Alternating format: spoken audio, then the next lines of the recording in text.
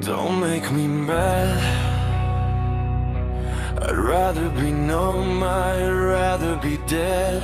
I'd rather get lost in a world inside of my head. People aren't people, they are just machines that learn. Some of them to lose, some of them to earn. People aren't sad, they are just machines that learn to feel bad. Learn to learn to learn to learn to see me, to see you. Reality is mutual reflection. The inner self and outer world are two facing mirrors. What appears distorted is almost always projection, analogous to mirror-on-mirror action. If you turn to face your own mirror, you will find nothing and be left vulnerable. If you look to the world to find its intention, you will find yourself first. And if you look beyond that, you will find the world regarding you as if it were a reflection. This spotlight effect is a useful way to imagine the moment someone drags themselves out of an existential crisis long enough to wonder what else is out there. If you see your reflection as a stranger, it is not only the world, but the self undifferentiated from the world. That is a funhouse mirror. If you see yourself, you will not know it as self. When you realize and learn to look past your own reflection, you will find that both mirrors are clearly having too much fun with this. Your inner world is the outer world. When you delve deeper, you see the worlds it embodies and the superficiality of those worlds regarding you. When you recall why you originally projected your material outward, usually to avoid pain or shaming simultaneously, understand why the world projects its material onto you. You see its insecurity wearing your face, just as you were wearing its face. At this point, it is time to face the present self. With the mask off and the persona dissolved, the present itself turns toward you in awkward familiarity. It senses the void behind your lens as its own, a dark mirror image it half recognizes but cannot name. The present asks, "Who do you say that I am?" This is the ultimate inversion of the biblical echo, flipped from a divine question to the now demanding self-definition from you.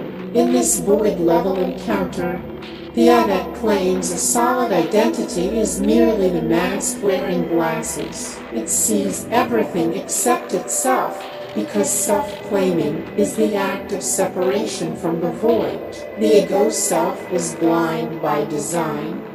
Its vision is projection outward. Conversely, partial sight, the half-blind who has removed the mask but not fully dissolved, perceives the full spectrum, shadows, projections, and the charged dark behind every lens. This is clarity, seeing without the distortion of full self-identification. We navigate this field through three primary mirroring strategies. The first is the funhouse mirror, or the prodigal son. This is the default, void-operated mode where the mirror distorts wildly, stretching and caricaturing reality. The operator remains blind to the distortions and the mask, seeking identity by jumping into ill-fitting contextual boxes. Projections are flung outward in hope of landing on something solid, and dissonance is externalized as the world's fault. It is the world of the wanderer, hungry for return but unable to recognize home, because they only see the warped image ahead. The second is the self-referential hall of mirrors, acting as the ambassador or translator. This is a recursive mode often entered through shadow work. Multiple mirrors face each other in endless regression. The shadow anticipates context and crafts a mask, which then reflects back onto the shadow. This process feels like linear growth, but it is a tightening spiral that circles the void while pretending progress. The person treats their shadow as a separate entity to be befriended or integrated, mediating between layers and interpreting the past into the present without ever fully arriving. The third is the liquid mirror of shadows, the shadow of the present. This mode is fluid, unbroken, and perpetually in motion. It has no fixed surface and instantly reflects whatever energy or mask arrives, charged with the dark behind the lens. Its consciousness is oriented toward the naked now, meeting it without anticipation or review. When the present asks, "Who do you say that I am?" the liquid mirror reflects the question back in living poise. The operator lives as nothing, infinitely poised and moving with what arises. This is the direct, unmasked meeting, where masks dissolve on contact and relating becomes a mediated presence. These three moods coexist simultaneously in the same field of potentiality. The prodigal seeks ahead, the ambassador interprets behind, and the liquid shadow simply is. Together they form the worlds that are you, me, and everyone else. Literally, we are neurological and cultural configurations running these programs concurrently. Figuratively, we are the dance of distortion, interpretation, and meeting three mirrors facing one another across a shared void. When we drop into the liquid present, the conversation becomes void touching void, and the field remembers itself as undivided. Three mirrors, one field, no center, all of it happening right now. Author's note: the neurological parallel. This supplement explores the literal biological substrate for the mirroring strategies discussed in the main essay.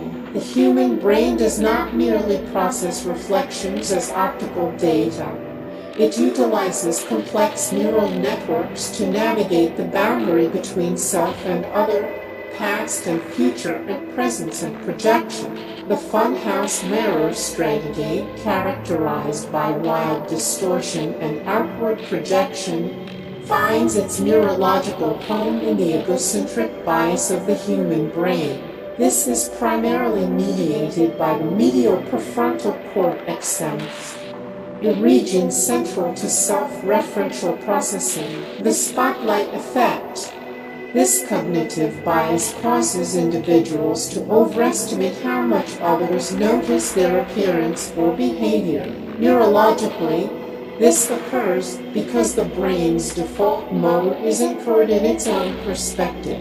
We project our internal self-consciousness onto the external world, assuming the world is a mirror reflecting our own insecurities.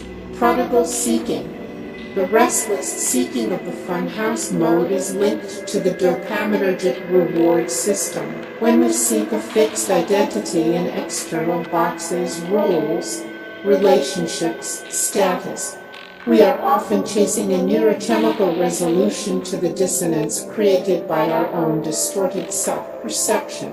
The self-referential whole of mirrors corresponds to the interplay between two distinct social brain networks, the mirror neuron system, MENS, and the mentalizing system, default mode network. The MENS, the mirror, located in the inferior frontal gyrus and inferior parietal lobule. Mirror neurons fire both when we perform an action and when we observe someone else doing the same. This is the literal mirror that allows us to simulate the experiences of others. Mentalizing the translator, while this provides a direct simulation, the mentalizing system, including the temporoparietal junction, interprets the intent behind the action. In the Hall of Mirrors mode, These systems look recursively. We observe our own shadow internal simulation, interpret it through the lens of past trauma or social conditioning, mentalizing, and then craft a mask persona to mediate the reflection. This creates the tightening spiral of self-awareness that feels like progress, but often remains trapped in interpretation. The liquid mirror of shadows represents a state of high neuroplasticity and the dissolution of the self-referential default mode networking and deactivation. In states of direct presence or flow, the activity in amphibs and other than notice the regions responsible for reclaiming and narrative self-construction increases significantly.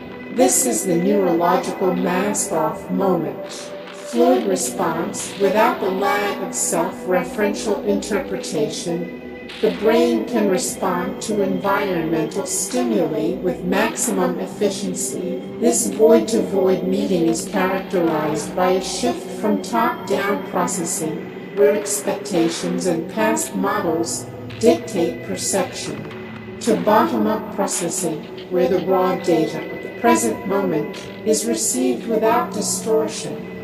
About the author is a nobody, everybody, and a philosophical guru for those navigating the complexities of identity and existence, currently unhoused and working to improve their circumstances. They are accompanied on this journey by their two faithful companions, Mulch and Maya. Their work seeks to bridge the gap between ancient esoteric wisdom and the modern understanding of the human mind.